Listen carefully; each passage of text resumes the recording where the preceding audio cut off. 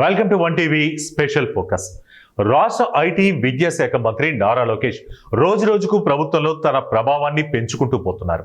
ఒక ముఖ్యమంత్రి తనయుడుగానే కాక వ్యక్తిగతంగా తన మేధస్సుతో తన కెరీర్ను పెంచుకుంటూ జాతీయ స్థాయి నుండి అంతర్జాతీయ స్థాయికి చేరారు అంటే అవుననే చెప్పవచ్చు. నిన్న మొన్నటి వరకు ఢిల్లీలో రాజకీయాలు చేయటంలో ఆయన దూకుడుగా వ్యవహరించారు.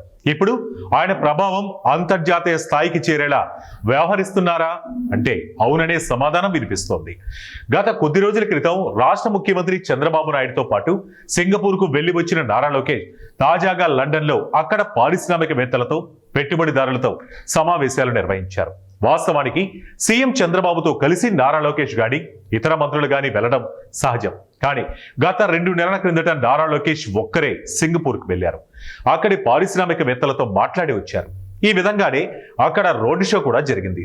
పారిశ్రామికవేత్తలను పెట్టుబడి పెట్టేలా ప్రోత్సహించడం, రాష్ట్రానికి రావాలని పిలుపునివ్వడం వంటి అంశాలు జరిగాయి. ఇక తాజాగా లండన్ చేరిన నారా లోకేష్ కూడా పారిశ్రామికవేత్తలను కలుసుకుని రోడ్ షో జరిగింది. ఇతర మంత్రులు ఎవరూ లేకపోవడం, కేవలం నారా లోకేష్ మాత్రమే ఈ కార్యక్రమాల్లో పాల్గొనడం ద్వారా అంతర్జాతీయ స్థాయిలో నారా లోకేష్ ప్రభావం కనిపిస్తుంది.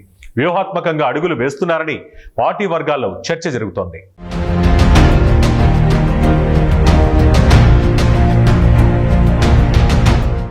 తెలుగుదేశం పార్టీ జాతీయ ప్రధాన కార్యదర్శి, ప్రస్తుతం ఐటీ విద్యాశాఖ మంత్రి నారా లోకేష్ పై అప్పటి వైసీపీ నాయకులు తీవ్ర స్థాయిలో విమర్శనాస్త్రాలు సంధించేవారు.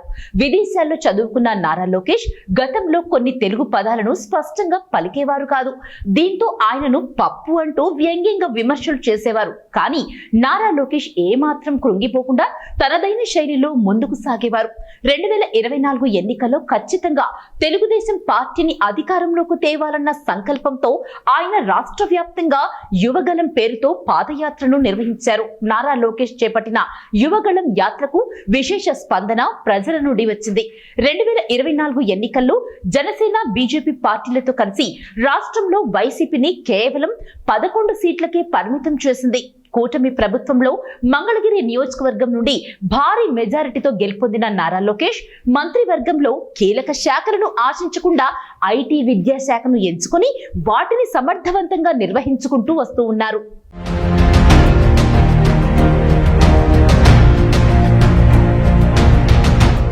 అంతేకాక నారా లోకేష్ ఢిల్లీలో కూడా కేంద్ర మంత్రివర్గంతో సత్సంబంధాలను నిర్వహించుకుంటూ రాష్ట్ర అభివృద్ధికి పాటుపడుతూ ఉన్నారు. ఇప్పటికే జాతీయ స్థాయిలో ప్రధానమంత్రి నరేంద్ర మోదీని 3 సార్లు కలుసుకోవడం, కేంద్ర మంత్రులతో తరచూ మాట్లాడుతూ ఉండటం, దీనికి తోడు ఇటీవల నేపాల్లో అల్లర్లు తలెత్తినప్పుడు స్వయంగా రంగంలోకి దిగి తెలుగు వారిని తీసుకొచ్చే ప్రయత్నం చేశారు. ఈ క్రమంలో మంత్రులతో మాట్లాడడం, నిరంతరం సమీక్షలు చేయడం, 2 రోజుల పాటు అమరావతిలోనే ఉండటం వంటి అంశాలు నారా లోకేష్ ను కీలకంగా మార్చాయి, నేతగా నిలబెట్టాయి. ఇప్పుడు అంతర్జాతీయ స్థాయిలో కూడా నారా లోకేష్ ప్రభావం కనిపించేలా తాజా పరిణామాలు మారుతూ ఉన్నాయి. ఇది మంచి పరిణామమని అంటున్నారు. గతంలో చంద్రబాబు ఇలా అంతర్జాతీయ స్థాయిలో నాయకులను, పారిశ్రామికవేత్తలను, పెట్టుబడిదారులను కలుసుకొని రాష్ట్రానికి పెట్టుబడులు వచ్చేలా ప్రయత్నాలు చేశారు. ఇదే తరహాలో ఇప్పుడు నారా లోకేష్ కూడా అంతర్జాతీయ స్థాయిలో నాయకుడిగా ఎదిగేందుకు ప్రయత్నాలు చేస్తున్నారని చూపిస్తూ ఉన్నారు.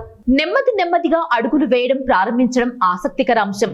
మరి ఇది ముందు ఆయనను మరింత పుంజుకునేలా చేస్తుందని కూడా నాయకులు చెబుతున్నమాట. ఇటు రాష్ట్రంలోనూ అటు జాతీయ స్థాయిలోనూ ఇప్పుడు అంతర్జాతీయంగా కూడా నారా లోకేష్ దూకుడు పెంచుతారని అంటున్నారు.